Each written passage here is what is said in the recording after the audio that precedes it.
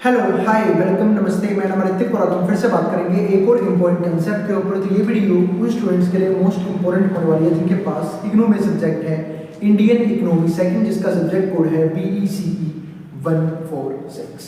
तो चलिए शुरू करते हैं आज की वीडियो को, जहाँ पे हम आज फिर से बात करने वाले हैं एक और इम्पोर्टेंट कंसेप्ट के बारे में। तो हम लोग नंबर 2 समझ रहे थे एग्रीकल्चरल सेक्टर, जिसका आखिरी यूनिट चल रहा है, जिसका नाम क्या है, एग्रीकल्चरल पॉलिसीज क्या होती हैं। और आज की वीडियो में बात करेंगे इंस्ट्रूमेंट्स ऑफ एग्रीकल्चरल पॉलिसी के बारे में। और इस कंप्लीट सीरीज के नोट्स भी ऑलरेडी प्रिपेयर हो चुके हैं with important question answer PDF। जिन बच्चों को नोट्स परचेज करनी है वो इस नंबर पर जाए 9667836336 नंबर पर सबके नोट्स भी ले सकते हैं। तो देखते हैं कि इंस्ट्रूमेंट्स कौन कौन से हैं एग्रीकल्चरल पॉलिसी के अंदर। तो एक बहुत ही अच्छे लेवल का कंसेप्ट रहने वाला है, टॉपिक रहने वाला है, और वीडियो भी काफी इंपॉर्टेंट होगी क्योंकि इस कंप्लीट वीडियो के अंदर हर एक एग्रीकल्चर इंस्ट्रूमेंट के बारे में बात करने वाले हैं। इंस्ट्रूमेंट थोड़े से ज़्यादा हैं तो वीडियो थोड़ी सी क्या होगी, लेंथी बनेगी, क्योंकि मैं किसी को भी ऐसा नहीं करना चाहता था कि बिल्कुल भी एक्सप्लेन ना करूँ और मेरे को हर एक चीज़ जो है वो डीप में समझानी होगी, इसलिए वीडियो थोड़ी सी जो है वो लेंथी बन सकती है। तो सबसे पहले समझते हैं एक इम्पोर्टेंट इंस्ट्रूमेंट सब्सिडी के बारे में। और यही नहीं, इसके हम एडवांटेज को भी स्टडी करेंगे कि जो गवर्नमेंट है एग्रीकल्चरल सेक्टर के लिए जो सब्सिडी प्रोवाइड करती है उसके एडवांटेजेस कौन कौन से होते हैं, और साथ ही साथ कुछ डिसएडवांटेजेस भी होते हैं, उसको भी डिस्कस करेंगे इस वीडियो के अंदर। तो पहला पॉइंट क्या आता है इंस्ट्रूमेंट ऑफ एग्रीकल्चर पॉलिसी में, policy instruments can be broadly classified into 3 categories. यानी कि जो भी पॉलिसी इंस्ट्रूमेंट है उनको हम 3 कैटेगरीज में डिवाइड करते हैं।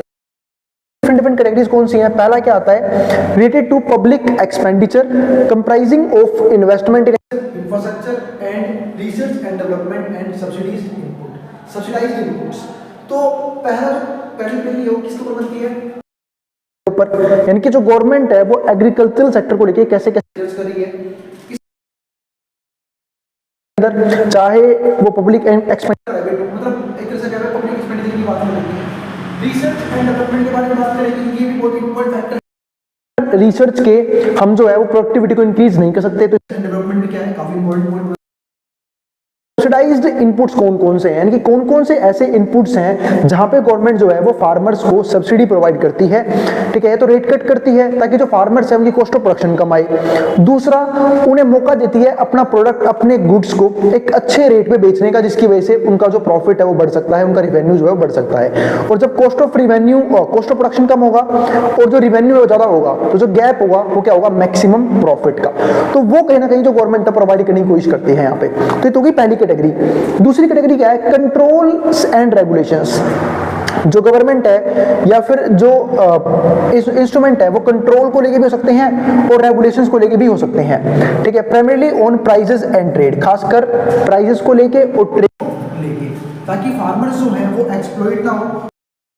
आम जनता है, जो कंज्यूमर है, क्योंकि फूड एक बेसिक नीड है, और अगर फूड के रेट बढ़ते हैं, ठीक है, तो हो सकता है कि जो कुछ कंज्यूमर्स ऐसे हैं, खासकर इंडिया जैसी कंट्री में जो बहुत ज्यादा गरीबी के अंदर है, पॉवर्टी है, ठीक है, तो जिस चीज की वजह से हो सकता है कि वो फूड भी उनके लिए क्या हो जाए, अफोर्डेबल ना रहे। तो इसलिए गवर्नमेंट जो है वो इस मार्केट को रेगुलेट करती है, ट्रेड को रेगुलेट करती है, ताकि फार्मर को मैक्सिमम प्रॉफिट मिल पाए, उस तक रीजनेबल प्राइस में एग्रीकल्चरल प्रोडक्ट्स एंड गुड्स जा पाए। तो ये होगा हमारा दूसरा पॉइंट जो हम यहाँ पे डिस्कस करेंगे। तीसरा पॉइंट क्या आता है, डायरेक्ट मैनेजमेंट ऑफ प्रोडक्शन। हम जो है वो डायरेक्ट मैनेजमेंट कर सकते हैं को लेके एंड मार्केटिंग को लेके थ्रू स्टेट ओन्ड एंटरप्राइजेस। वो एंटरप्राइजेस जो स्टेट ओन्ड है उनके जरिए। अब स्टेट ओन्ड कौन सी एंटरप्राइजेस होती हैं, जो गवर्नमेंट खुद वहां पे रूल कर रही है, ऐसे एंटरप्राइजेस के जरिए। तो ये 3 मेजर कैटेगरीज आती हैं जहां पे हम जो है बात करने वाले हैं एग्रीकल्चरल इंस्ट्रूमेंट्स के बारे में, ठीक है, जहां पे हम ये इंस्ट्रूमेंट डिस्कस करेंगे जो एग्रीकल्चरल पॉलिसी का पार्ट बनती हैं। तो अब समझते हैं सब्सिडीज के बारे में। अब जो सब्सिडीज है वो अगर हम देखें तो सबसे पहले इंपॉर्टेंट क्या आता है, इनपुट सब्सिडी। अब इनपुट सब्सिडी क्या, हम सब जानते हैं जो फार्मर्स हैं वो प्रोडक्शन करते हैं गुड्स का, प्रोडक्ट का, लेकिन वो जो गुड्स और जो प्रोडक्ट वो बना रहे हैं उन्होंने क्या डालने पड़ेंगे, बहुत सारे इनपुट्स डालने पड़ेंगे। फॉर एग्जाम्पल, उन्हें फर्टिलाइजर चाहिए, उन्हें अच्छी क्वालिटी के सीड्स चाहिए, उन्हें एडवांस इक्विपमेंट चाहिए, और भी जैसे लैंड की बात भी कर लेते हैं, अलग अलग चीजें जो है ना फैक्टर ऑफ प्रोडक्शन के तौर पे जो फार्मर्स हैं वो यूज करते हैं। अगर गवर्नमेंट यहाँ पे सब्सिडीज उन्हें प्रोवाइड प्रोवाइड करेगी तो होगा क्या, जो फार्मर्स हैं उनकी कॉस्ट ऑफ प्रोडक्शन कम आएगी, और जब फार्मर्स की कॉस्ट ऑफ प्रोडक्शन कम आएगी तो वो ज्यादा प्रॉफिट जनरेट यहाँ पे कर सकते हैं और मोटिवेट भी होंगे एग्रीकल्चरल सेक्टर की तरफ। इसलिए ये एक इंपॉर्टेंट सोर्स यहाँ पे बनता है। तो सब्सिडीज के बारे में और डीप में बात करते हैं। तो सब्सिडीज क्या होती हैं? Agricultural subsidies are the two types की होती हैं। एक होता है इन्वेस्टमेंट सब्सिडीज एंड दूसरा क्या होता है, इनपुट सब्सिडीज। ये ध्यान रखना, investment subsidies are provided to encourage private investment. Investment subsidies जो होती है ना, वो किस लिए होती हैं? ताकि प्रोवाइड किया जा सके, provided to encourage private investment हो, जो प्राइवेट सेक्टर है वो भी एग्रीकल्चर सेक्टर के अंदर इन्वेस्टमेंट करे, कमर्शियल लेवल पे फार्मिंग, ठीक है, तो वो चीज हो सकती है इन एग्रीकल्चर। इसके बाद क्या आता है दूसरा point, input subsidies are provided through subsidising fertilisers. अब जो इनपुट सब्सिडीज है इसको हम कैसे प्रोवाइड करते हैं? सब्सिडाइजिंग फर्टिलाइजर्स, की फर्टिलाइजर्स सब्सिडाइज करना है, ठीक है, कि जैसे फर्टिलाइजर्स हैं वो जो फार्मर्स हैं उनको चीप रेट पे मिल पाए, ठीक है। एक मिनट रुकना, चलो फिर आगे देखते हैं। हाँ, तो मैं क्या बात कर रहा था कि जो सब्सिडाइजिंग फर्टिलाइजर्स हैं, यानी कि फर्टिलाइजर्स पे जब हम सब्सिडी प्रोवाइड करते हैं तो होता क्या है, जो फर्टिलाइजर्स हैं उनके रेट कम हो जाएंगे फार्मर्स के लिए, तो फार्मर्स को फर्टिलाइजर्स जो हैं वो किसे मिल सकते हैं? चीप रेट पे मिल सकते हैं। इसके अलावा इरिगेशन में, फार्म पावर में सब्सिडी प्रोवाइड कर सकते हैं। फार्म पावर, अब जो फार्मर्स हैं वो इक्विपमेंट चलाते हैं, अब जो वो इक्विपमेंट यूज करेंगे उनके पास क्या होना चाहिए? पावर सप्लाई होनी चाहिए। अब जो पावर सप्लाई यानी कि जो भी पावर वो यूज करेंगे, फ्यूल वो यूज करेंगे, ठीक है, तो उसके लिए पैसा चाहिए, तो वो पैसा जो है वो सब्सिडीज यहाँ पे दे सकते हैं गवर्नमेंट। सीड पेस्टिसाइड्स यानी कि जो भी पेस्ट वगैरह है, यानी कि जो कीड़े मकोड़े फसल को बर्बाद करने की कोशिश करते हैं, उनके लिए पेस्टिसाइड छिड़कना भी काफी इंपॉर्टेंट होता है, तो यहाँ पे भी गवर्नमेंट जो है सब्सिडी प्रोवाइड कर सकती है। In addition interest subsidy is also provided on institutional credit. अगर मान लेते हैं कोई भी फार्मर इंस्टीट्यूशनल क्रेडिट यूज करता है, यानी कि गवर्नमेंट के अलग अलग इंस्टीट्यूशन जो गवर्नमेंट ने बना रखे हैं वहां से पैसा उधार पे लेता है, तो यहाँ पे एक चीज का बेनिफिट और ले सकता है कि उसका रेट ऑफ इंटरेस्ट कम हो जाए। इसको बोलते हैं इंटरेस्ट सब्सिडी, कि फार्मर्स को कम रेट ऑफ इंटरेस्ट पे क्या मिल रहा है? लोन मिल रहा है। तो उसकी बात कर ली। For farmers to meet their short term and long term needs, ताकि वो अपने शॉर्ट टर्म नीड्स को भी और लॉन्ग टर्म नीड्स को भी फुलफिल यहाँ पे कर पाएंगे। इसके बाद क्या आता है? Food subsidy does not directly benefit farmers. ध्यान रखना, जो फूड सब्सिडी है वो कभी भी फार्मर्स को डायरेक्ट बेनिफिट प्रोवाइड नहीं करती है as it given to consumers, क्योंकि किसके पास होती है? कंज्यूमर्स को दी जाती है, ठीक है। ये चीज जरूर ध्यान रखना, क्योंकि कंज्यूमर को सब्सिडी देने का मतलब क्या है कि कंज्यूमर को वो जो पर्टिकुलर फूड है, ठीक है, वो चीप रेट पे मिल रहा है, एक रीजनेबल प्राइस पे मिल रहा है, जिसका बेनिफिट डायरेक्ट कंज्यूमर्स को यहाँ पे मिलता है। It indirectly influences them by raising demand for subsidised food grains. अब इससे बेनिफिट फार्मर्स को भी होता है, क्या कि फार्मर्स के लिए डिमांड बढ़ जाती है, क्योंकि जो भी ऐसे क्रॉप्स होंगे, जो भी ऐसे फूड क्रॉप्स होंगे जो सब्सिडाइज्ड होंगे, जहां पे गवर्नमेंट ने सब्सिडी प्रोवाइड कर रखी है, तो उसके प्राइस कम होंगे। जब उसके प्राइस कम होंगे तो कंज्यूमर्स उसे ज्यादा कंज्यूम करेंगे, कंज्यूमर्स उनकी डिमांड ज्यादा करेंगे, जैसे कि लॉ ऑफ डिमांड बोलती है कि जब प्राइस कम होते हैं तो डिमांड बढ़ जाती है, प्राइस बढ़ जाते हैं तो डिमांड कम हो जाती है। तो उसके अकॉर्डिंग ये चीज जो हम यहाँ पे समझ सकते हैं। तो इस पे बेनिफिट हमारे पास क्या होगा कि जो फार्मर्स हैं, ठीक है, उनको दिक्कत नहीं आएगी डिमांड जनरेट करने में, क्योंकि गवर्नमेंट जो है वो उन्हें कुछ सब्सिडाइज्ड फूड क्रॉप्स पे डिमांड ऑलरेडी प्रोवाइड कर रही है। तो ये एक बेनिफिट हो सकता है। डायरेक्टली कोई बेनिफिट नहीं है, पर इनडायरेक्टली बेनिफिट है कि डिमांड मिल रही है किसको? फार्मर्स को। इसके बाद क्या आता है? Benefit of subsidy. सब्सिडी के बेनिफिट क्या है? तो मैंने आपको ये समझाया कि सब्सिडी के टाइप कौन कौन से थे।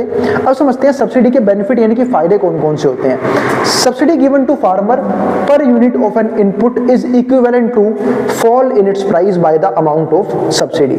सब्सिडी का सिंपल सा मतलब ये होता है कि अगर फार्मर को किसी भी पर यूनिट इनपुट पे सब्सिडी दी गई है तो वही जो फॉल है ना, जो प्राइस है वो फॉल हो जाएगा उतने ही अमाउंट से। तो वही चीज यहाँ पे है, is equivalent to fall in its price by the amount of subsidy if other things remains unchanged. अगर हम बाकी चीजें देखें जो अनचेंज हैं, जिनमें कोई भी चेंज नहीं आया, a fall in the cost of input due to subsidy it would lead to increase farm production. अगर कॉस्ट कम हुई है, मतलब कॉस्ट ऑफ इनपुट कम हुई है, तो फार्मर के पास जो भी रिसोर्सेज हैं उसमें वो ज्यादा प्रोडक्शन कर पाएगा। यानी कि जहां पे पहले उसे कुछ इनपुट्स महंगे पड़ रहे थे, गवर्नमेंट के सब्सिडी प्रोवाइड करने की वजह से उन्हें वो इनपुट सस्ते पड़ेंगे, और जब उन्हें वो फार्म इनपुट सस्ते पड़ेंगे तो वो सेम रिसोर्स रिसोर्सेज में ज़्यादा प्रोडक्शन कर पाएंगे।